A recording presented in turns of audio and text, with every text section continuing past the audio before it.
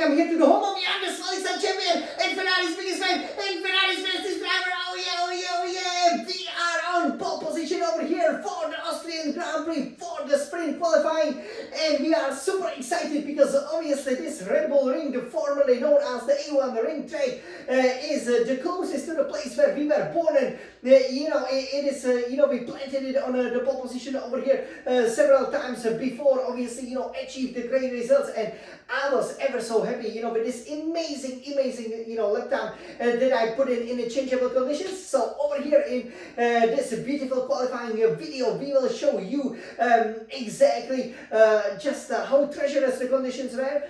Just maybe how a little bit lucky with the timing we were in the ever so short sprint qualifying session, so that we managed to plant it over here on the pole position and the sprint pole position, which is of course gives us the best possible starting position to achieve our second sprint victory over here on the Red Bull ring, because obviously we won in the F1 23, which was absolutely amazing. That was our first sprint victory, which we greatly enjoyed. And it was done in the similar conditions, right? So basically, the weekend started. The heavens haven't really opened. In the morning we set a time of 1:05.6, which is very competitive. We were pretty much happy with it. You do know that for the sprint weekend you always have only 12 sets of tires, so a bit of a limited allocation, and you always have to use the medium tires for the sprint qualifying 1, the medium tires for sprint qualifying 2, and the soft tires for sprint qualifying 3. But we didn't really need the set of medium and the soft because after we've done that great practice 1, which by the way in 1 hour we managed to perfect all 3 practice programs and gain all the objectives. So this is turning out to be a perfect sprint Grand Prix weekend. Well, definitely sprint qualifying 1:15.5. Everything's looking great, everything's looking rosy, and then bang, the heavens open. Obviously, we are in the middle of the Styrian Mountains, which gives this great scenic view of pretty much the Alps, right? And the central mountains in the European continent. And I have to say, I really like the scenery. We have never been here, but we greatly enjoy driving around. It's one of the most picturesque tracks, even though I'm obviously the big fan of the beaches, not exactly the mountains. And so what can happen is, of course, in the mountains you can have the big downpour, which is what exactly happened in the sprint qualifying 2, where we even had to qualify on extreme wets, which was rather unusual. We did the time of 1:15.5, so full 10 seconds slower, which is eternity, going from the time of 60 plus seconds to 75 plus seconds over here. And we haven't topped the sprint qualifying 2 by 75 thousandths of a second, 0.075 behind Lando Norris and also Max Verstappen, who are the 2 drivers we are closest with in this amazing battle. And it's not really a battle, but a distraction of the competition in the Formula 1 2024 season. So I was a little bit worried, right, going into sprint qualifying 3, because again, you've got 12 minutes for sprint qualifying 1, 10 minutes for sprint qualifying 2, and we had to be, on the track at pretty much every single time, right? So, it's important also to, understand that, still you can, even though it's raining heavily, you can easily do a time of 1:14, 1:15, so 75 seconds, right? So, you can do several laps, right? So, actually, in that sprint qualifying 2, we even ran out of the field. We fought, for example, with our future Ferrari teammate Lewis Hamilton.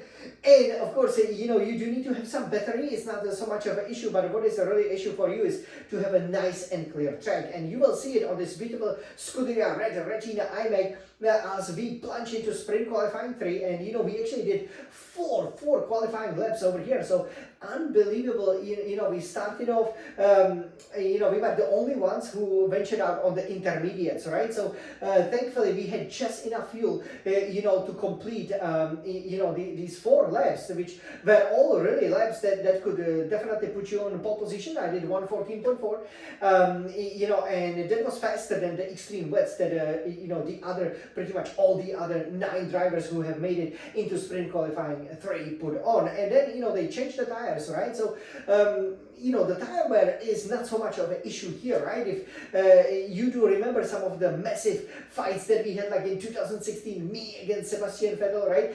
You do know that you can actually, extend the stints quite a lot. And here, even though, the intermediate stars were a little bit shorted, they still gave me pretty much all the grip I needed in these changeable but drying conditions. Obviously, it's in the mountains, so it won't dry out a lot, but I got rid of the extreme wets, and yeah, I felt immediately, at home with the intermediates. So over here, we will go just 22 seconds from the end of the sprint qualifying 3, and how important it was. So obviously, I'm going, the lap 2, I recharged a lot of the battery, so that was actually good that I've gotten a lot of that battery power. That's what helped us to win that first sprint race last year, right, when we were able, for example, to get Hamilton down the straights in that massive tussle. So here, what I realized when I did that lap is that all of a sudden I'm going purple in sector 2, right, as you will see. So clearly the track is drying out, right. Thankfully I had roughly 70% of the battery, so I decided, we just have to go in. We have still minimum fuel, but more than enough to make it just before the checkered flag falls, because again, the cars could really improve, and thankfully we did, because we started falling down the order as we were going around that bull. Obviously that's right in the middle of the Red Bull ring. And I was thinking, okay, I have to, keep calm, plant it on the pole position, make sure there's no aquaplaning, make sure there's no sliding, to make sure that I can get that Formula 1 pole position trophy, that beautiful shiny golden medal for the pole position setter, right?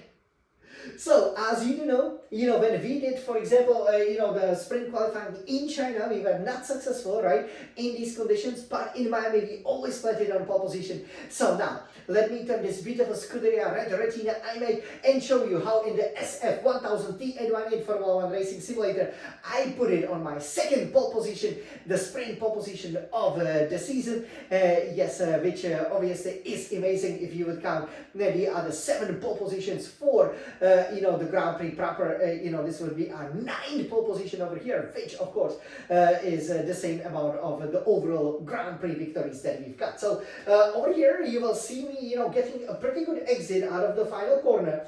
You really do have to attack that inner wall, which is a bit counterintuitive because you don't want to go too close for the obvious reasons. So here we will take a look. Okay, so let me take it over here.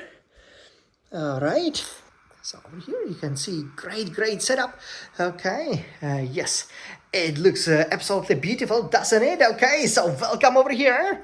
Okay, I'm sure you guys are loving it, and yeah, you can see over here. So I'm using the ERS deploy overtake mode over here, as I'm pummeling down the straights over here at the Red Bull ring, aka the A1 ring, and I'm gonna put it on the sprint pole position just mere 48 hours before my happy birthday, happy wedding anniversary. So 3, 2, 1, let's go on.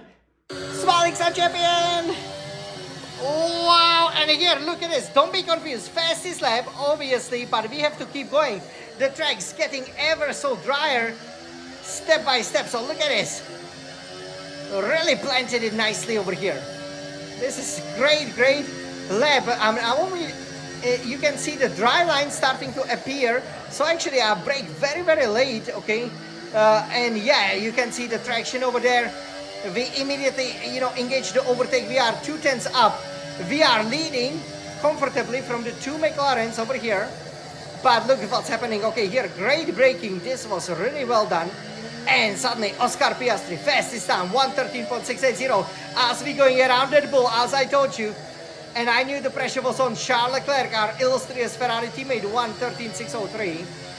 And here we've really gotten, we nicely guided it through over here. We are 6 tenths up, so we know we just need to finish the lap. Lando Norris, 1:13.41. The engineer, telling me this, that's not exactly what you want to hear, but look at this. We really attacking here. We are 1 second up. This must be pole position. Oh yeah. So we could see it on our dashboard. And yes, Januksha first over here around the Styrian mountains. And yeah, we will line up at that Austrian sprint first. So this is how it finished with the sprint qualifying 3. So I was really happy that we were able to get back. So you can see the overall standings over here. So I top it off by about the 6 tenths from Lando Norris. Pretty much, we've gotten all of that advantage in the final, 2 corners as the track was drying ever so nicely. So 1:12.862. That's a great lap time. Well done, Jan, smiling sun champion. And then we have Lando Norris, who will line up second, identical time to third, Max Verstappen, Red Bull, but Norris said it first, so he will start second. And then we have Charles Leclerc fourth, but almost 1 second down on me because again, I knew I had to stay on the track there. Fifth, Oscar Piastri, McLaren. Sixth, Fernando Alonso, Aston Martin. 7, George Russell, Mercedes AMG Petronas. 8, Sergio Perez, Red Bull. And the 2 drivers who did not change, surprisingly, to the set of the intermediate tires, Lewis Hamilton 9 for Mercedes AMG Petronas and 10, Lance Stroll. You can see that they were woefully 3 seconds off the pace. Well, they definitely won't be lined up on the pole position like this handsome guy is. So great sprint qualifying. We really enjoyed it. Obviously, only the 3rd time we did it. So that gives us a really good rate of 66%.